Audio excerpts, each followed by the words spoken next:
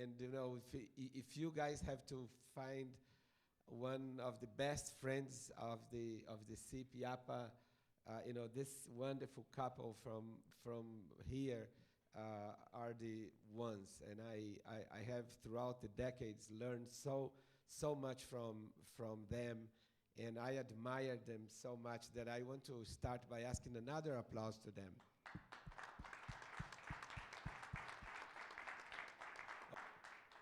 Okay, and I also admire this man here. Jeff Jarvis is a dynamo.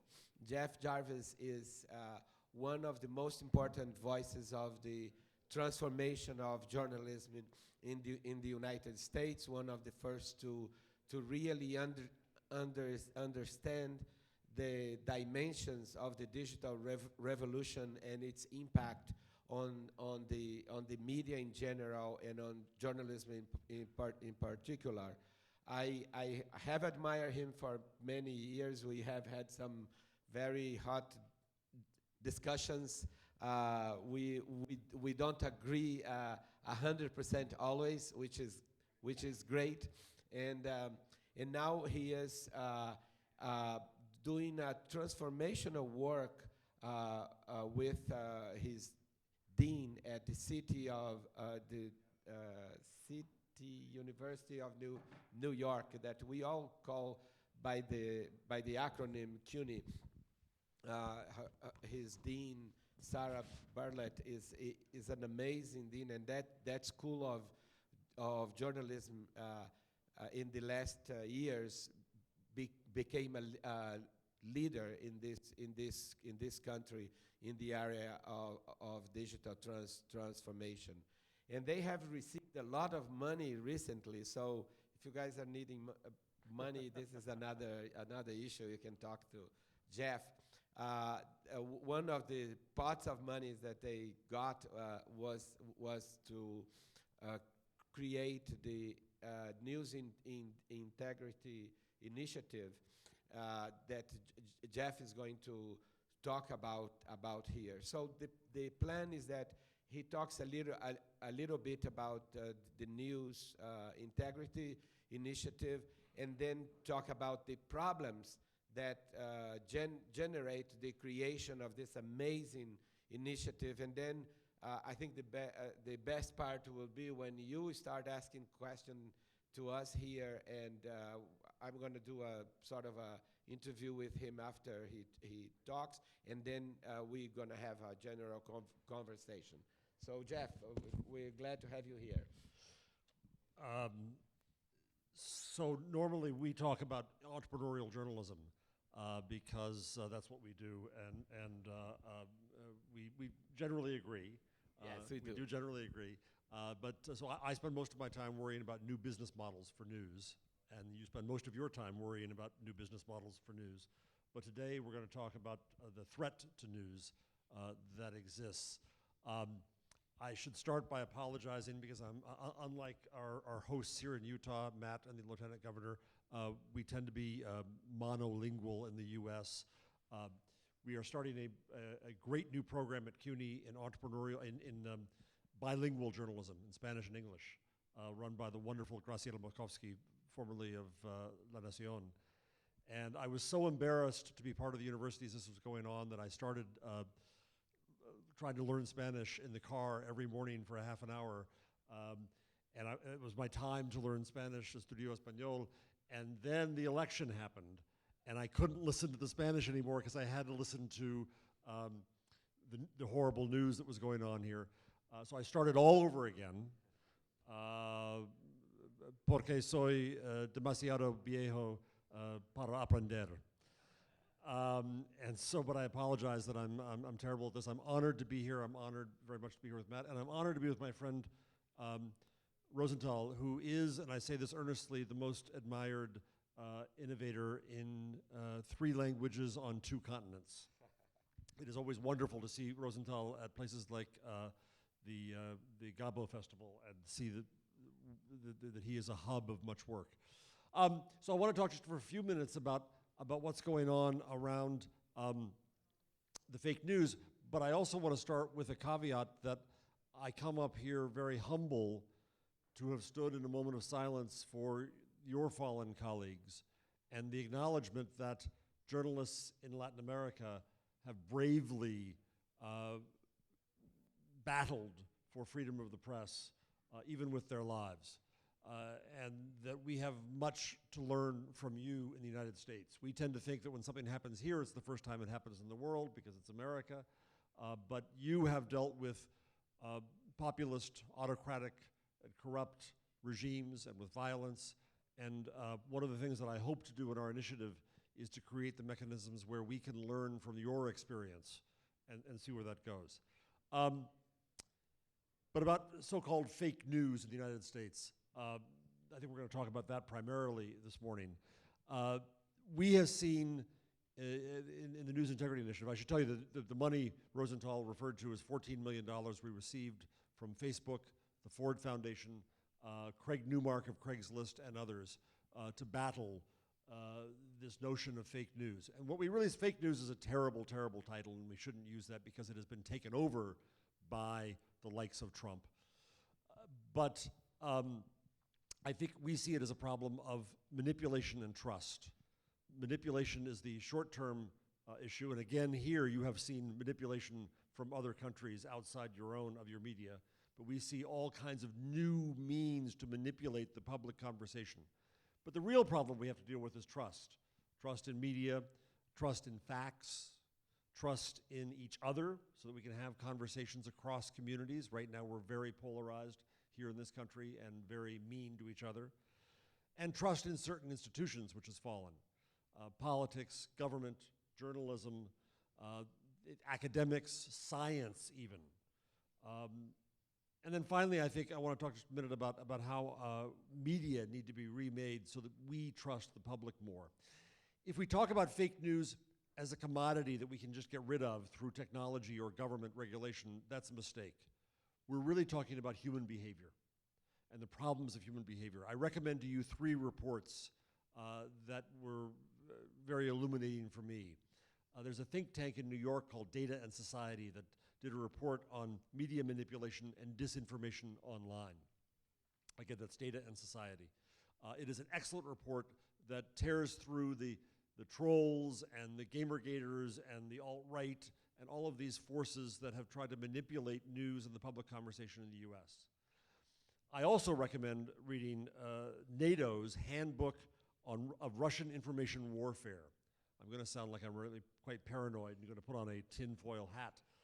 But it is a sobering document that shows that the lessons the Russians learned and taught themselves in Ukraine and how they're using it now in social media. I'm not suggesting the Russians are in charge of everything here, at least not yet. But I do think that the bad guys all learn things from each other.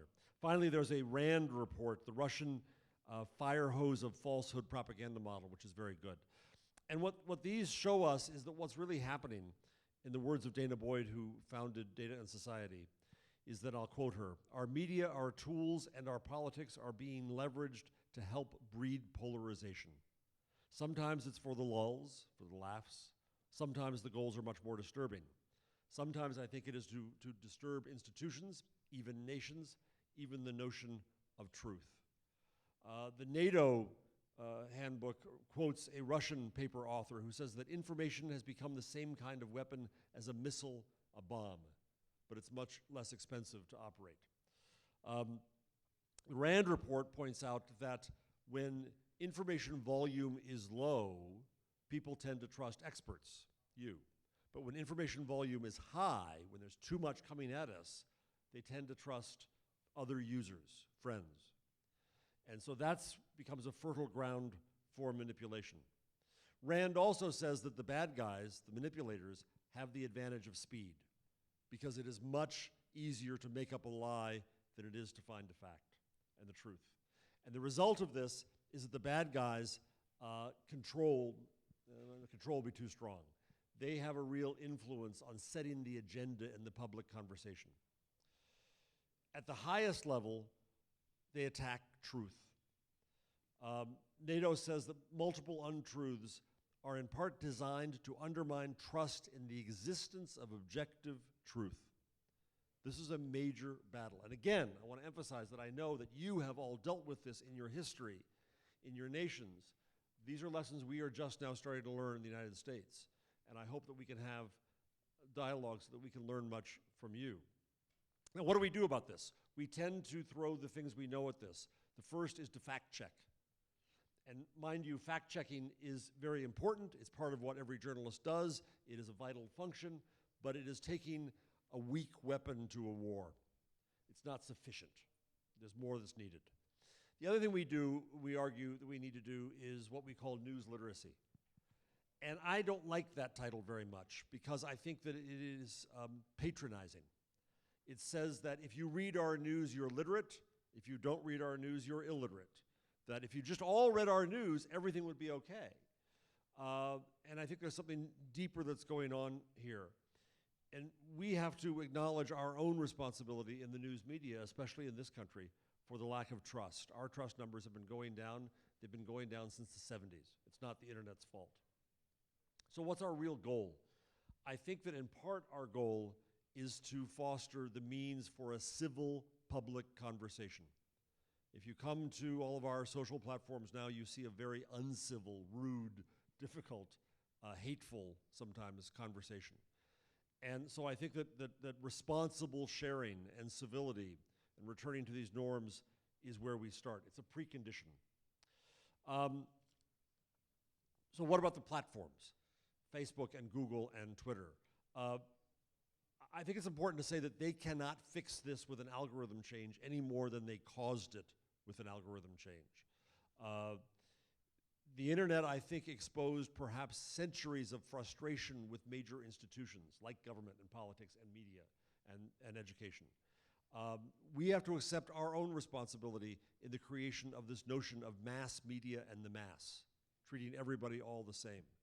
The internet enables communities to find each other and to say that they haven't been heard, and we have to better listen to them.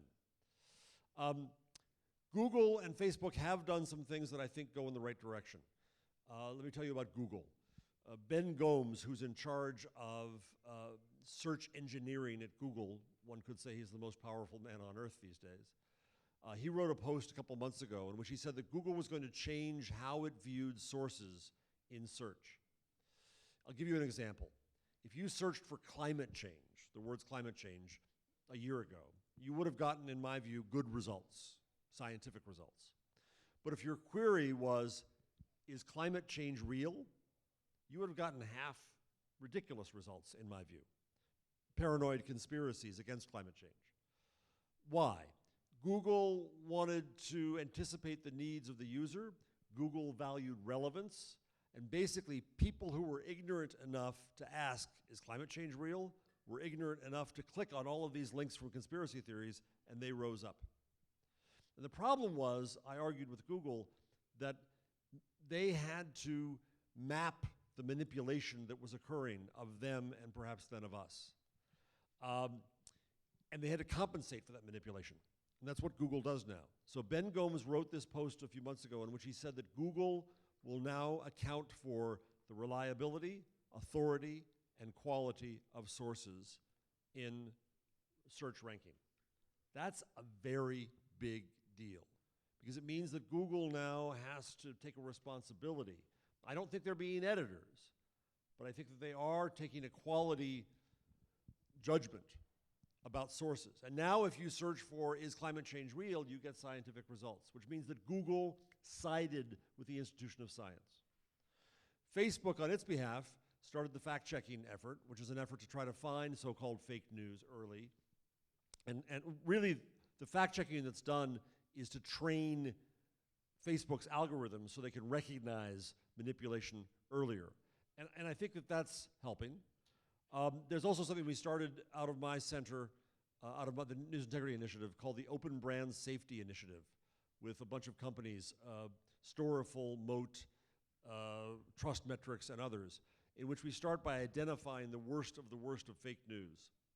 And we're next going to find out which advertisers are supporting that fake news, so that we can go to brands, networks, ad agencies, and try to convince them not to support this worst of the worst.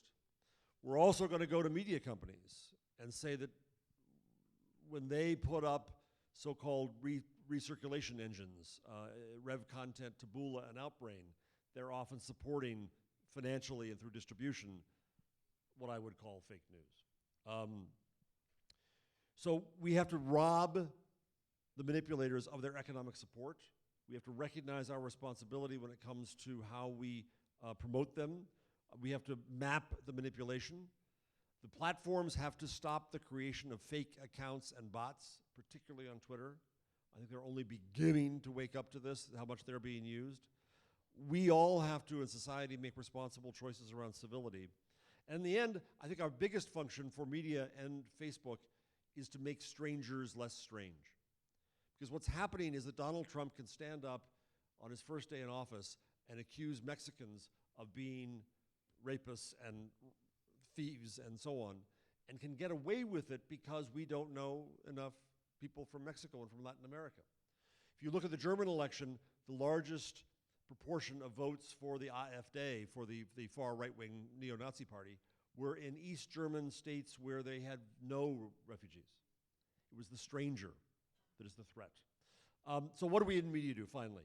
I think we have to learn to listen to, understand, and empathize with communities before we bring them journalism. I started a new degree in social journalism at CUNY. That's what that's all about, is listening to communities, understanding them. We have to build diversity in our newsrooms. We're never good enough at that. We never have enough perspectives. But we also have to build diversity in the media ecosystem. Graciela Makovsky in our new Spanish language program is also starting a Latino media center at the school, where we want to try to support the entrepreneurial creation of new media outlets in the United States serving Latino communities. We run now an entrepreneurial journalism program at CUNY. We would like to do the same program in Espanol. And we're looking for efforts to do that so that we can try to help, and it's a cause that we've worked on now for 10 years together. We also have to recognize how we in liberal media, and I'm liberal and I'm media, did not admit that we were liberal, and thus the conservative American didn't trust us. If you can't even admit that, why should I trust you to say anything else? We left a vacuum that was filled in the United States by Fox News and Breitbart and Drudge and worse.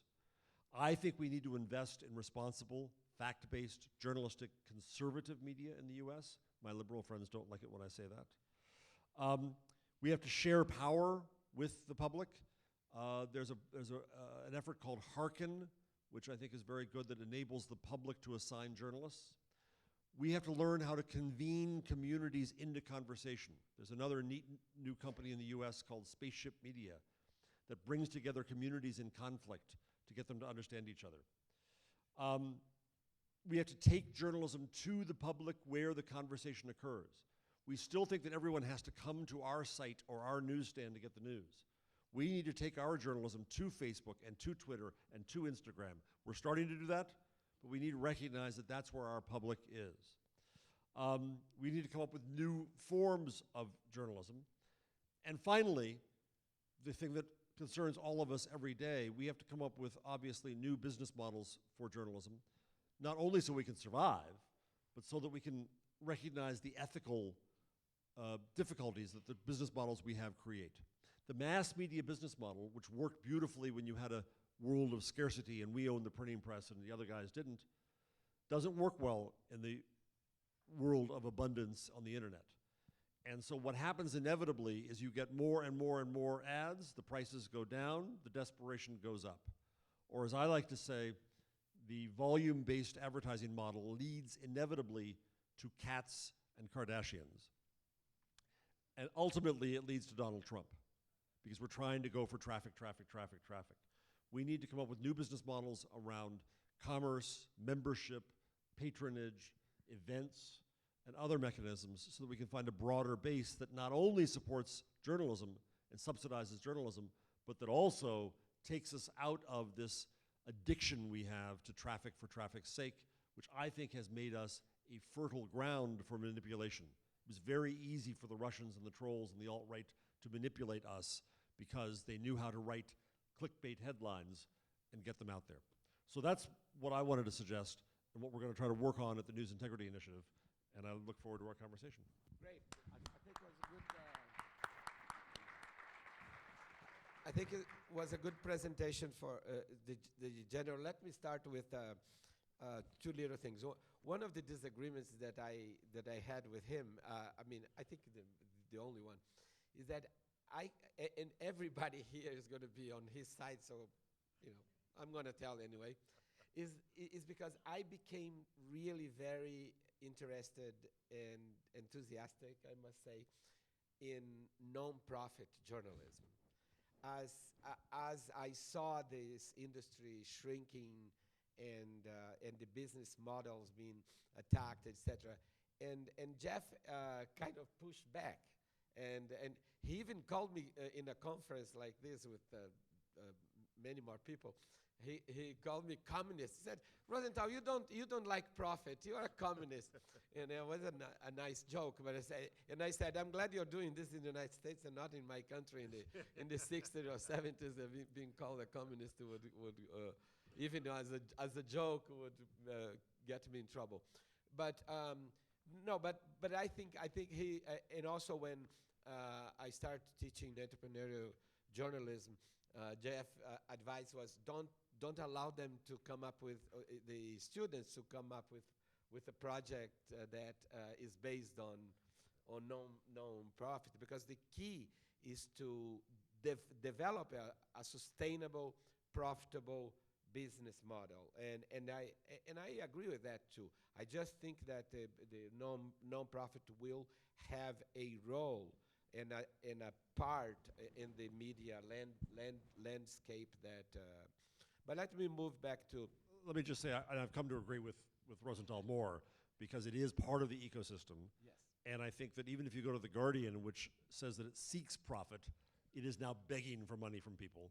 And it's working. They just announced that they have 800,000 people donating money Yes, I saw to that. The Guardian. So I think that there is this new mix from profit and not for profit. And not only that. I mean, if you see the sales pitch of the New York Times, for example, it is based on supporting journalism. The language that we're going to hear from Marty tomorrow, the democracy dies in darkness. The industry is recognizing and changing the discourse, which I think, on one hand, is a recognition of the extreme limitations that we did not expect that would happen in terms of the business model on one hand, but on the other hand is actually a good marketing position. My friends from public radio, for example, don't like that. They're thinking that the New York Times is stealing their pitch, right? But in reality, I think it may create a new link with society that is very important, profitable or not. For profit or non-profit, it doesn't matter. The fact that we are here to serve you creates a link that is different. And I remember all my life that we always said, this is not a regular industry. This is not a factory. We have a social role, a social responsibility. But how can you do that in a country like this, where the president now, he lies so much that he now has just said that he invented the expression fake news. How can you deal with that? What do you think the media is doing right and wrong because there are lots of rights and wrongs, I think, in the dealing with Trump?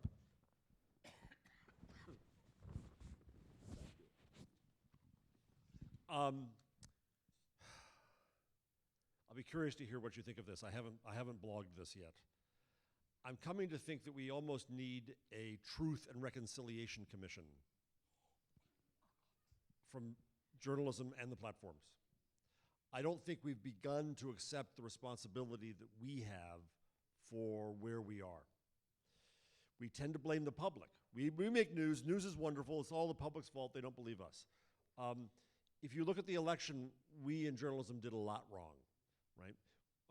The heads of CBS News and CNN News both said that Trump may be bad for America, but good for their business. They put the camera on that podium and left it there for Trump for a lot longer than anyone else. They treated him as entertainment. They didn't really report his lack of experience and sense and intelligence and knowledge and ability to speak English.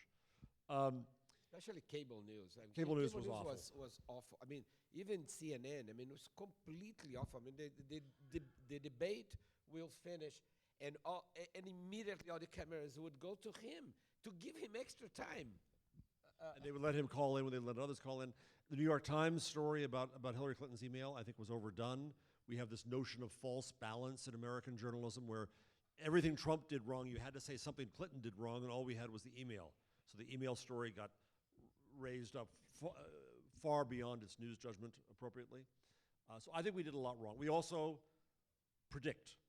We think our job is to predict who's going to win, which does nothing to inform the voters. It does nothing.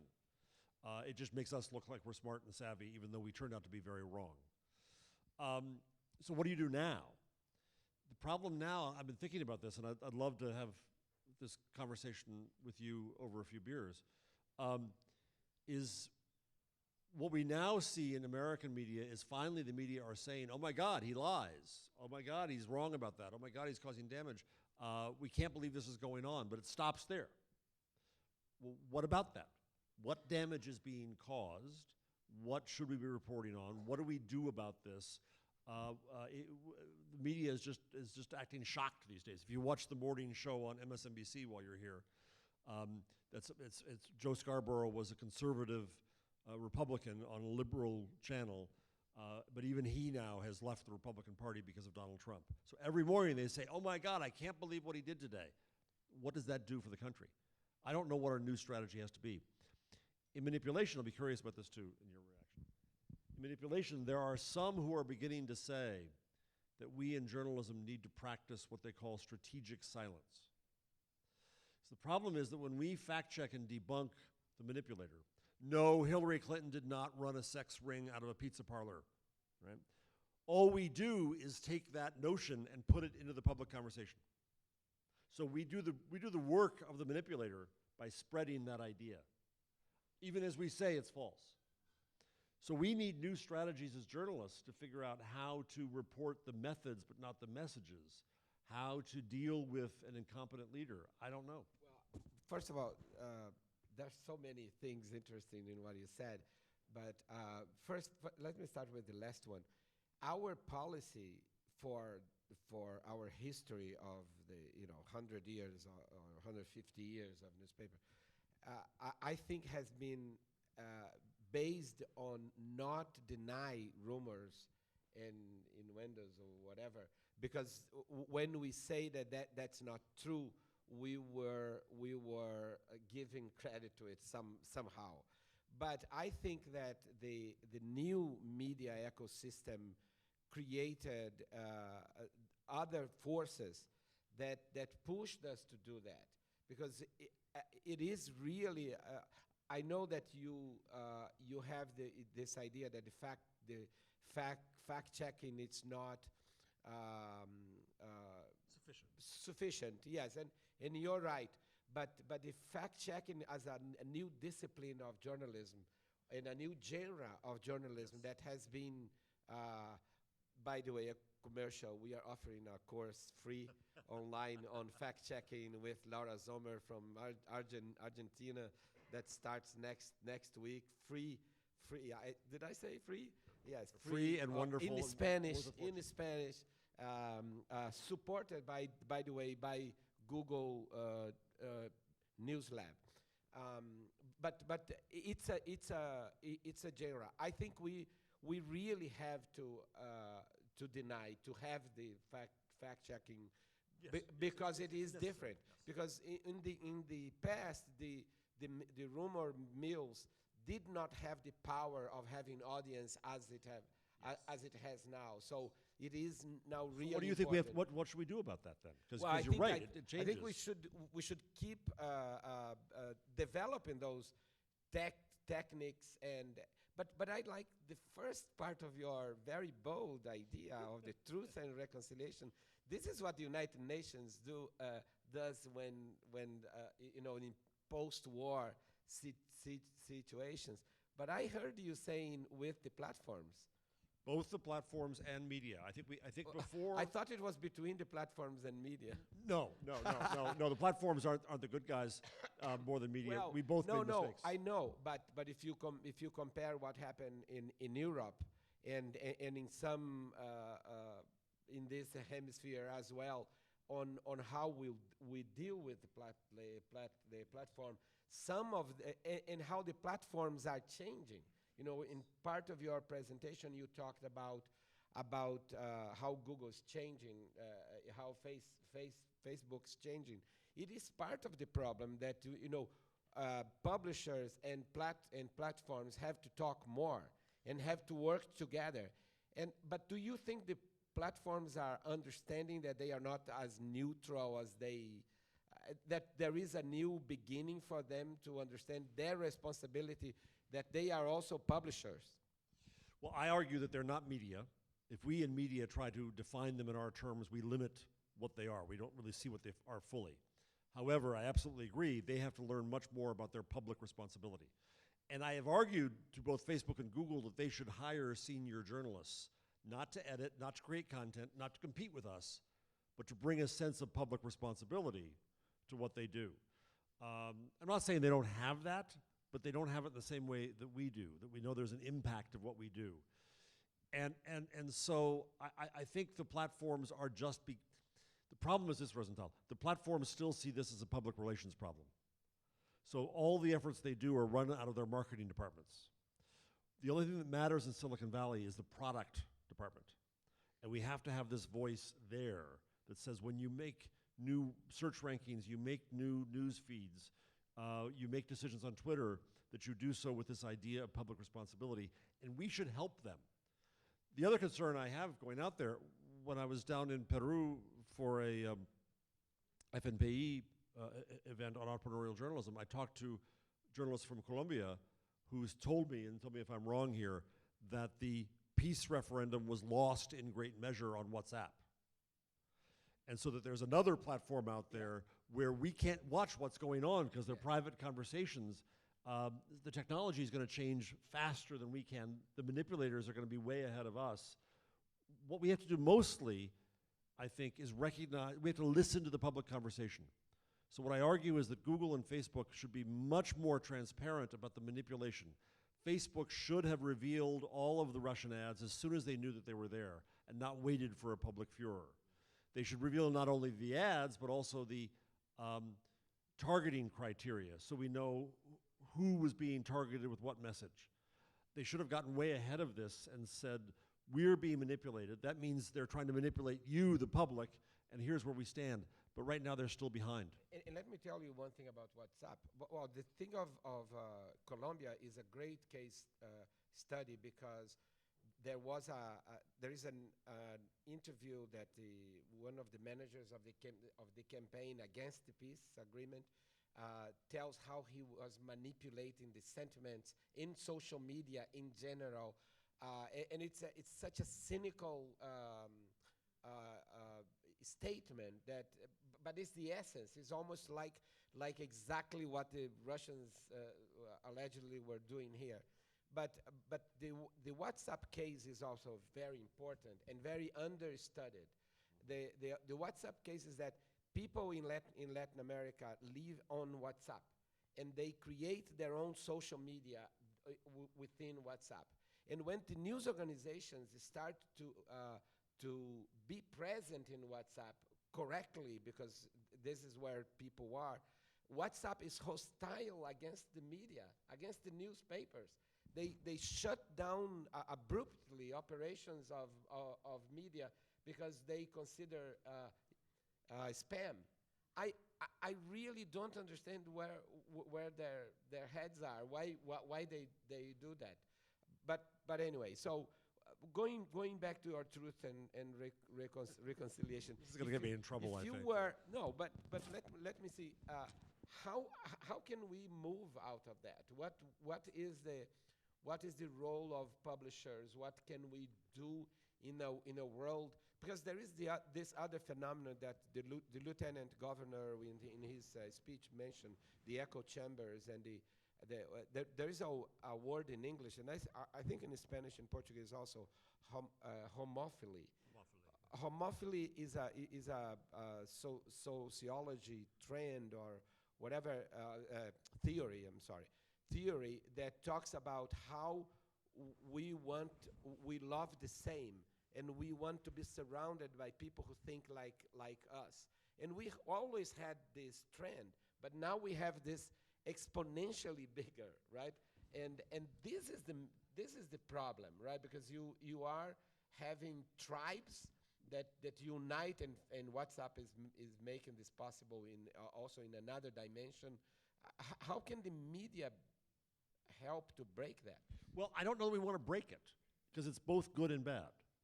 The fact that you can now find people like you know, the ability of people in the Arab Spring to find each other and bring down bad regimes. Unfortunately, the internet's not good at building new regimes, but it brings it down. The ability of gays, lesbians, transgender to fight for the right to get married because they have this social media structure. The ability in recent days here in the United States, the hashtag #MeToo about sexual abuse of women by men in power. The internet enables people to gather together, to find each other, to realize you're not alone, to join a community. Communities are good, generally, right? But obviously, communities can also be communities of Nazis and racists, and that's bad. And communities can be isolated. That's bad. So to me, the key question for us in journalism is, how do we build bridges? And platforms, how do they build bridges?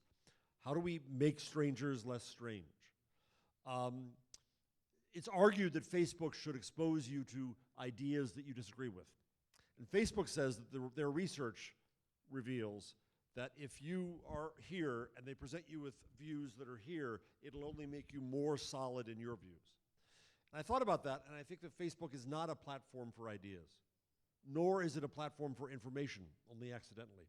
It's a platform for people. So the question is, how can you get people together to learn? I mentioned briefly Spaceship Media. Let me tell about that for a second. So a couple journalists in San Francisco got together on Facebook, 20 women who voted for Trump in the South, in Alabama, and 20 women who voted for Clinton in San Francisco.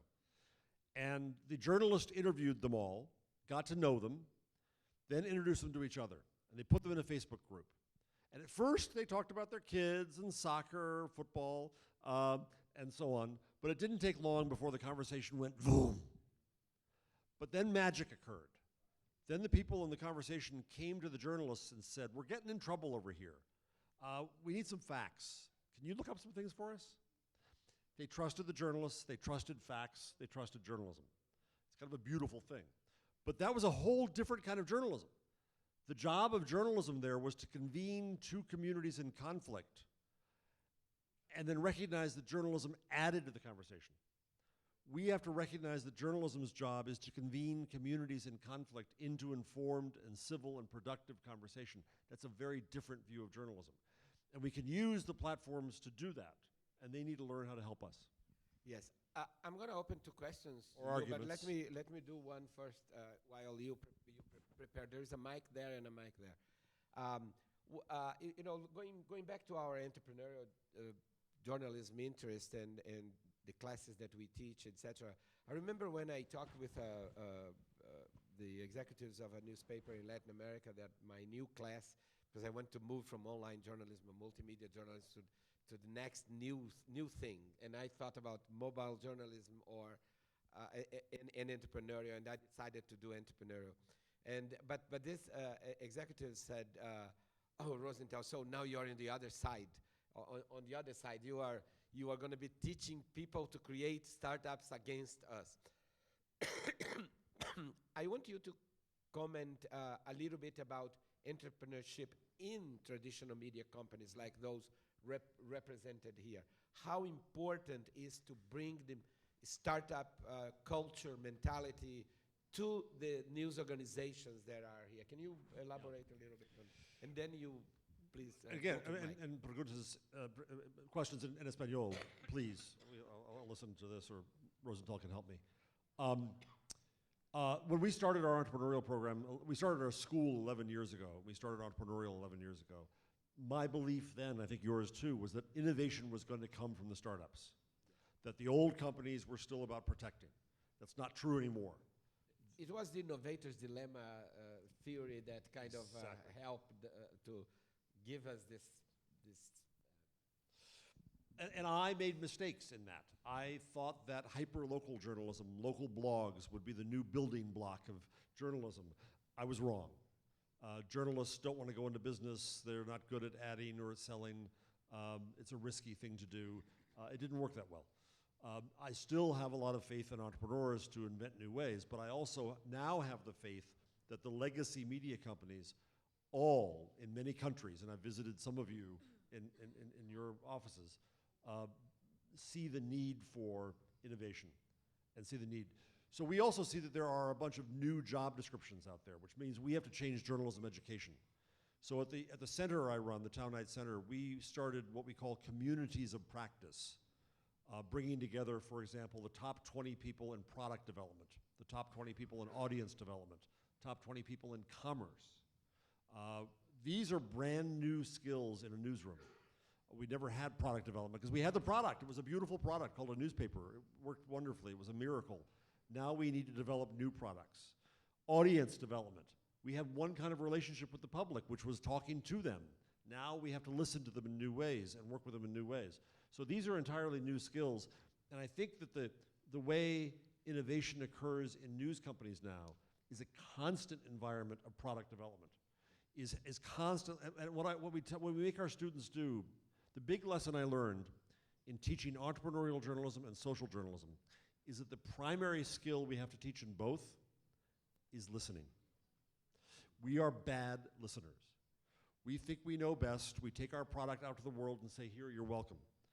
We teach the journalists, we teach the students to go find a community that is self-defined as a community, not a bullshit community like millennials, nor in the United States, Hispanic.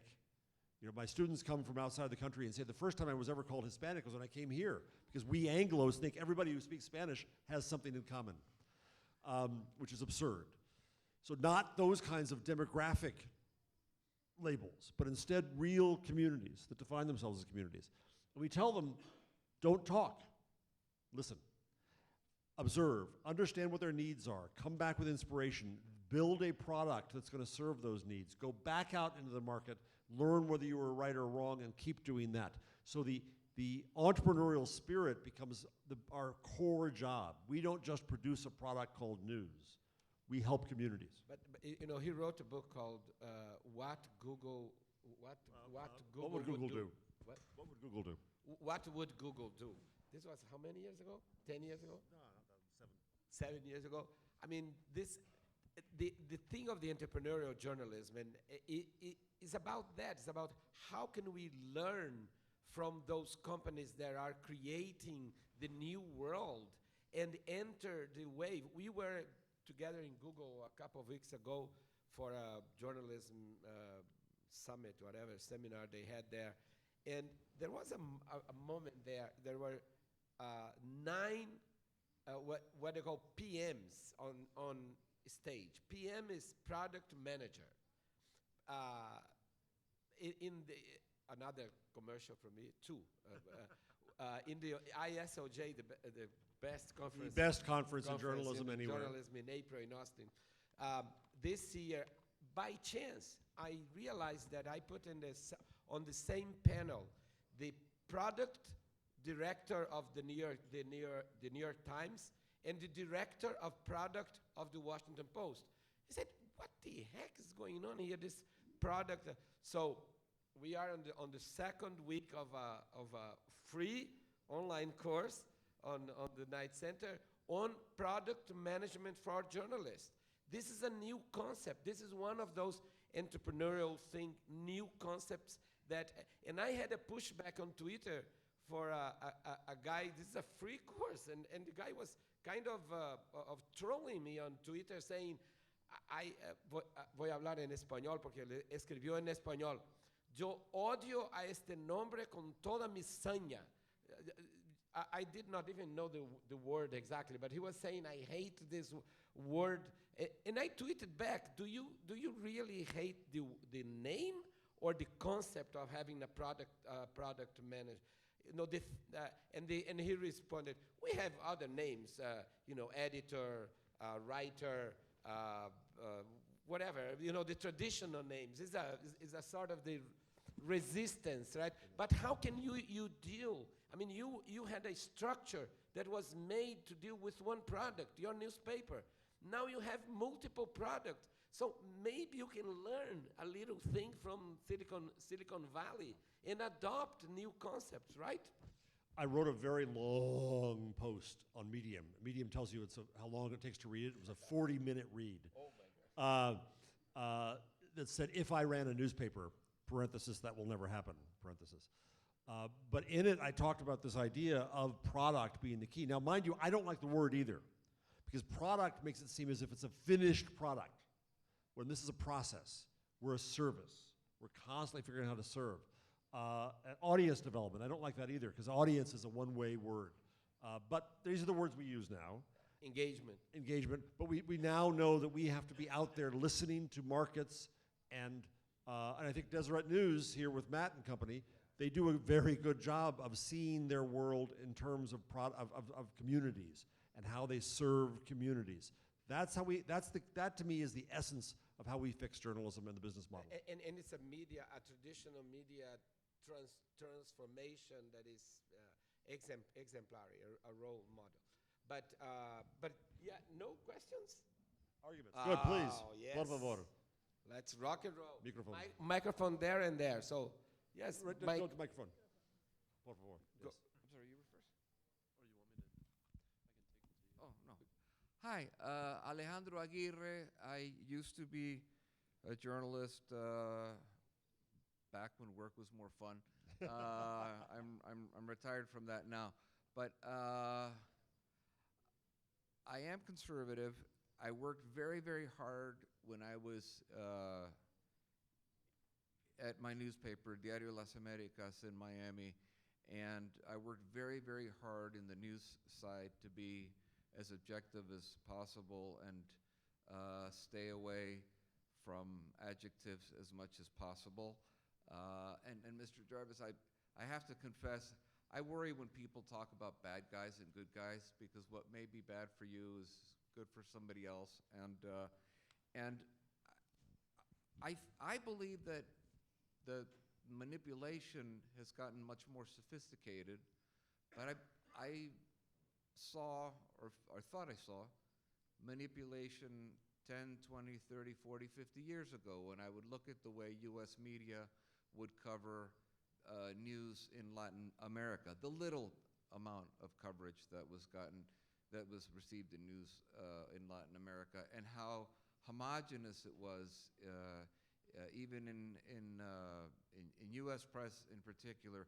I was very happy that you said that you were a liberal, because it's always concerned me that U.S. is one of the few countries where we don't like to identify our media as being liberal or conservative. It's changed now that we have, the MSNBCs and the Foxes of the world, which I agree are like resonance boxes at times. But do you think that I believe that the manipulation of news, including by Russians, has been going on. They just changed the way they did it. It was done over Johnny Walker and cocktails, and now it's done through electrons. And I was just wondering if you really think this is something that is such a new phenomenon. And I was also wondering if you thought that there was a good and responsible conservative news outlet out there. I think that you're right manipulation goes back to Bernays' book, which led us to public relations, was an attempt to manipulate, right? Politics and propaganda are attempts to manipulate. The mechanisms, the volume, the speed are all new. And as Rosental said, the fact that anyone can now publish, which I generally think is a beautiful thing, means that a democratized platform can be gamed. It happened with content, with blogs and such. Advertising is also now opened up, and that's why the Russians can buy ads very easily. I will call the manipulators bad guys, because someone who wants to see truth and someone who's trying to spread falsehood, I'll call a bad guy. But to your larger point on that is the question in American journalism of advocacy. Right? In our American view, we were not advocates, we were objective and so on. That's what we taught at journalism school. I now see that what we need to be is, number one, is transparent. So I say I'm liberal. I will say things about me, and you can judge me as a result. I should be intellectually honest, and that's what we teach the students. But I'm seeing a very interesting split in my journalism school. I haven't written about this yet either, so I'll be a little careful, where we're having a disagreement about the notion of advocacy in journalism. Because the so-called minority journalists, the students of the school, are told, don't be an advocate, be objective, and they say, well, no, I'm here to serve my community. I'm here to be an advocate for my community. And you see an example in the United States like Univision, where they clearly are advocates for immigrants. And I endorse that, but that's a sin to old American journalism. So we're trying to figure this out and work this out, and we're not there yet. And I think it's a very good discussion to have as a result. The transparency is the new objectivity. Hola, buenos días. Martín Echevers de Clarín de Argentina. Quería preguntarle a Jeff cuál es el rol que tienen las empresas de medios en esta iniciativa por la credibilidad que usted mencionó al principio, y después si conoce las iniciativas respecto de las fake news que están llevando adelante Google y Facebook, y qué le parecen las mismas. So on the News Integrity Initiative, which is what we started, I hired a wonderful woman named Molly Diaguiar, who has a wonderful Hispanic name but does not speak a word of Spanish because she married a Cuban. And Rosental was wonderful to her at the Cabo Festival in Medellin.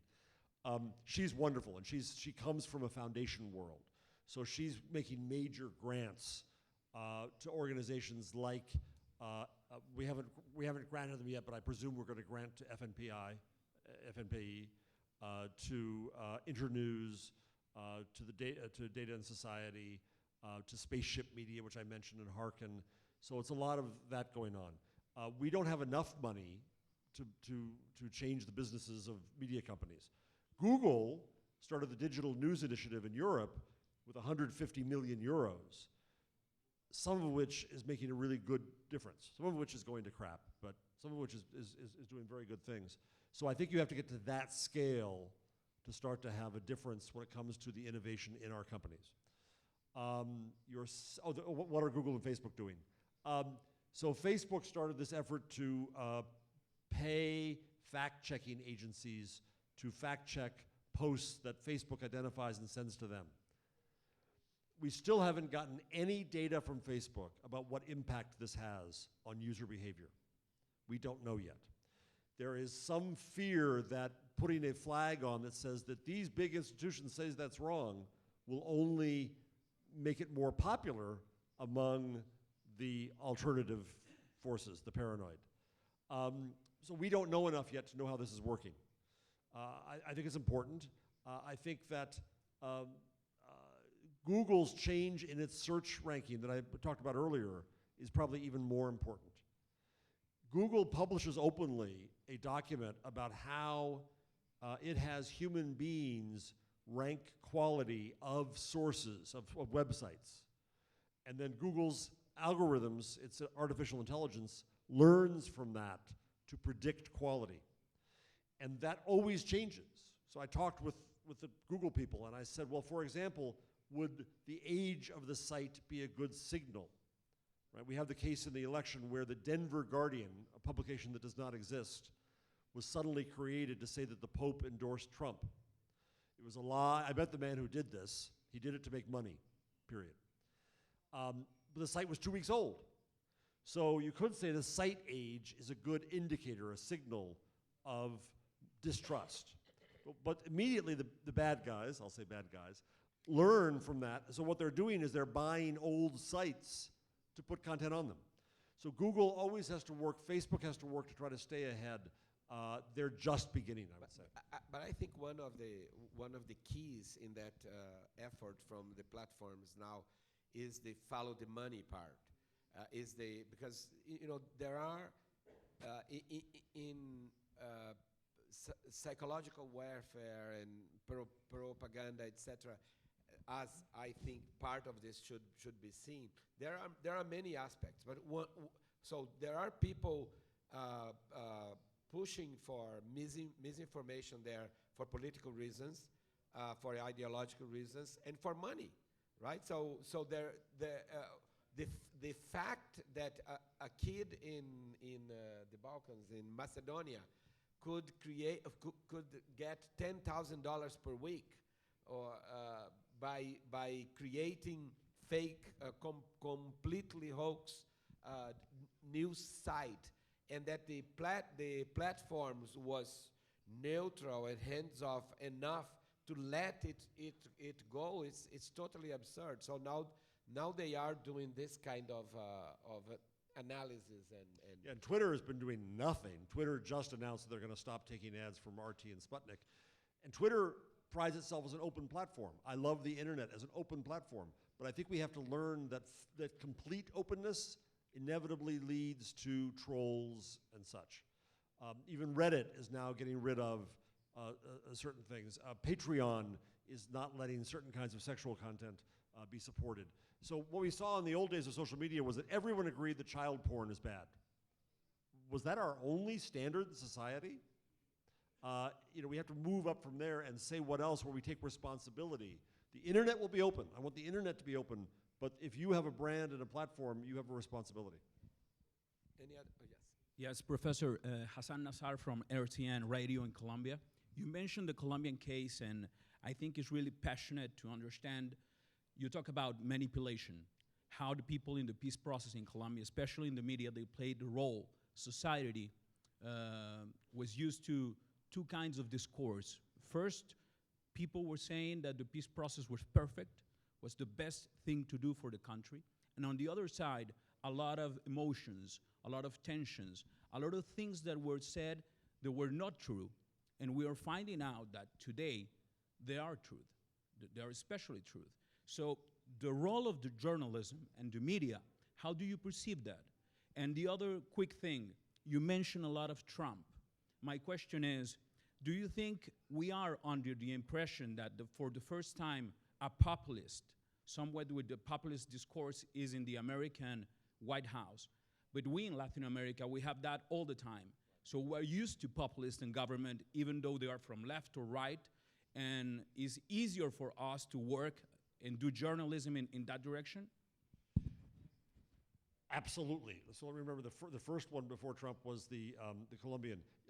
Yes, I talked to a young journalist in Peru who's from Colombia who was on both sides at different times of the referendum. So we're not trying to say which was the right side of the referendum. The question is, was misinformation and disinformation being spread? And you're right, it's a very interesting idea. Something that seems like disinformation today that becomes the fact tomorrow. Another example is Brexit in the UK, where there was clear disinformation being spread in ads and so on.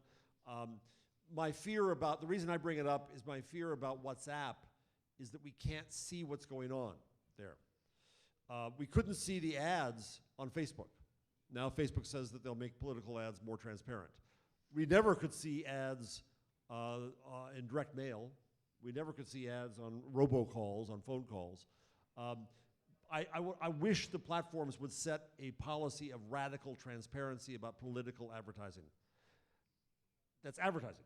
When you get to political speech, well, no, people are vulnerable. They use this for a reason. We just have to be aware that it's our job in journalism, now to your second point, to to be a doctor inoculating giving a shot to the public of truth before the lies come. We now react to the lies. In the United States, we know that there's going to be an effort by some forces to question our census, our collection of data about the population, which is the basis of how our legislatures are set up. And we already see in 8chan and 4chan and places like that, people are going out there trying to find a strategy to debunk the census, which will have an impact politically. Well, journalists should be writing stories right now about the census, about the truth of the census and how it operates and so on and so forth. So now to your final point, which is exactly what let's talk, because one of the things I want to do with the News Integrity Initiative is have some events where Latin American journalists teach American journalists how to cover populists. I called an Argentinian journalist right after the election, and I said, what do you have to tell, what should we learn? And she said, your access is going to be cut off, true. They're going to call you liars, true. And the only thing you can do is investigate, true. Wendy? Wendy Santana, del periódico Listín Diario, República Dominicana. Quiero preguntar lo siguiente. Con este asunto de la apertura de la democratización de la información y la tecnología, vemos que cada vez hay más periodistas que se independizan de los medios y crean sus propias páginas web y sus blogs informativos. Cada día va en incremento. Por otro lado, en el discurso del señor, él hablaba de que Google, Twitter y Facebook y todas las redes sociales internacionales deberían ingresar periodistas en vez de mercadólogos que solamente aporten datos. Y en muchos congresos y seminarios de periodistas, comenzando por la CIP, se trata de fortalecer cada vez más los medios de comunicación. Entonces, ¿usted cree que podrían converger estos tres renglones en el área periodística o hay un camino preferido para que el periodista se dirija hacia eso? Great question. I think a few things. Rosenthal made reference to this earlier. When we started entrepreneurial journalism, the big companies said, what are you doing creating new competitors? But we believe that's where innovation could occur in these startups. And so I think that's a very important part of the ecosystem. We also see a new climate of collaboration in journalism, where if you look at the Panama Papers case, the journalists realized that no one organization could do that alone. They had to work together. New and old, small and big, international. I think that's a very healthy thing. We recognize that. Three, if you look at the Festival Gabo in Medellin, a lot of the journalists who are awarded there are independent journalists. I think would be smart for big organizations and independent organizations to figure out how to work together. You see this happening somewhat in the United States, where ProPublica is a wonderful investigative journalism outlet that gives its journalism for free to the Washington Post and the New York Times. I'm trying to think if there's another example that does this, but there's a few that do that say our goal is a social goal, and we provide journalism to, now the New York Times has to trust that journalism, but I think it works. Example number 4, finally. I see a new model occurring in Europe where you see a company called De Correspondent. I don't know if you've heard of that, where it's young journalists started this and people give them money, not really as a subscription, but instead to say, I want to support your journalism, to get access to the journalism. You see another example is El Diario in Madrid, where people are giving money to El Diario because they believe that Spain needs that independent journalism. Zetland is one in Denmark, and so on. De Correspondent is going to try to bring its model of membership to the US. So finally, I think we can collaborate together. I think we can learn from each other. And I think that it's not about the new guys versus the old guys now. It's we're all trying to save journalism. We've got to act like that. I think I think Wendy's question was excellent, really. I think in Latin America there are lots of new players. There are lots of startups that are in your countries, that some of them, you are looking down to them when you could have collaboration and things that, the fact that new models, for example, in Brazil, a journalist is fired from Folha de São Paulo, one of the largest, he was one of the best political reporters in Brasilia, Fernando Rodrigues. He is fired. And 5 minutes later, I sent him an email saying, Fernando, it's the hand of God. Go and create political.com kind of in Brasilia. Of course, it was not because of me, but anyway, I did this, and he created, but he created in a completely different model. He created a paid newsletter with corporate subscription. So he did almost a B2B model, and he started selling that newsletter from Brasilia to big companies in Brazil. He became profitable, and then he launched a website, Poder 360, 306 Power is the name, and he has 30 journalists working for him, and all of this happened in 2 years. And I can tell you of startups and models that is happening almost in any country in Latin America with new things. Remember that 95% of these startups fail. It's not that when I start teaching entrepreneurial journalism, I'm not saying go there and I say in the first day of class, go there, become a millionaire, and then give money back to the University of Texas, which is a wonderful tradition of here, the give back. But anyway, so I think I'm just trying to echo what Jeff said. It's time of collaboration. The ecosystem, the media ecosystem that is being created now is every day more different from what we had in the past. So I just wanted to echo that. Is there a last question or yeah, go. Ernesto Kreiselburg, Diario El Día, Argentina, La Plata. I'm going to say my question in English. I wrote it down so as to not get confused. So we were talking about fake news and all this. Cristina Kirchner, Maduro, Chavez, and Correa, just to name a few, all of them learned the weaknesses of media and exploited them to get their voice out. Fake news followed suit. What do you think are their strengths or points that we can imitate without compromising on our ideals so that we can use them to our advantage? Another very interesting question. And this is why you're right to question my use of the term bad guys. But I think that there are lessons to be learned from the techniques that are being used by these other forces that we can use for good. News Integrity Initiative, as I think I mentioned, is funding a thing at Public Radio International to use the techniques of Cambridge Analytica, which is the company that supposedly helped Trump get elected using data on Facebook. They're going to use the same techniques to find out people who are vulnerable to journalism and who might be bridges among communities. And they're going to learn those techniques. I also, I like to point out there's an organization in the US called Occupy Democrats on Facebook, which is an advocacy political group. All they make is memes and vemes. Things on Facebook with memes, with text and a fact and a call to action. During the election, they were getting 100 to 300 million impressions a week on Facebook alone. So I met Nick Kristof of the New York Times, whose office is down the street from me, and I saw him, and he said, Jarvis, he said, you showed me Twitter the first time, it's your fault. Now tell me what's new.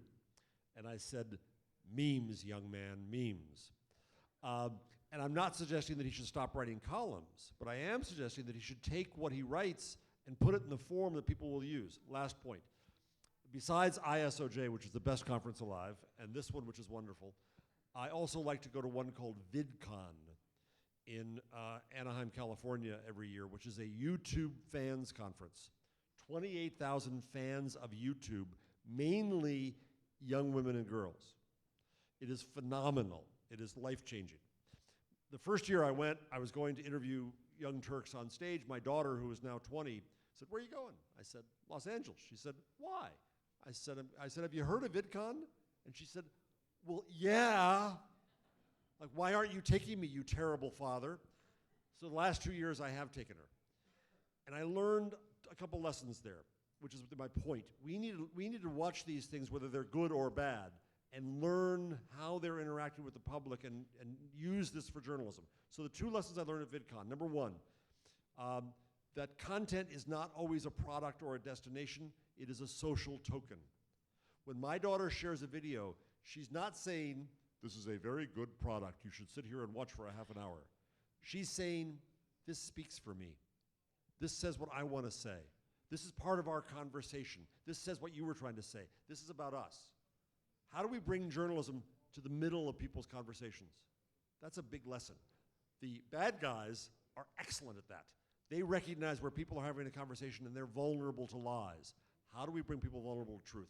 The second lesson there, my favorite sessions at VidCon are sessions where YouTubers sit up on stage who've talked about their mental health problems. They've told the world about their eating disorders and their depression and their suicide attempts and so on. In the room are 300 mainly young women who share that. The empathy in that room is thick. It is impressive. It is phenomenal. There's a different relationship of media to public there, which we need to learn. Because we're still an institution called journalism. You need to come and read, right? Instead, if we see journalists, I was just at a conference, I was part of an advisory group for a publication called Christianity Today in Chicago, a liberal religious publication. And the head of it was talking about how he sees that ministers today are trying to run platforms like Google. They're trying to get more people and be on Facebook and get lots of people. He said, "No," he said, "I won't do that." He said, "I'm a pastor. I have a relationship with my community. We as journalists need to learn how to have a relationship with our community." That's what we can learn from even the bad guys and good guys. Thank you very, Thank you for very all your much. kind attention. It was great, Jeff. Thank you.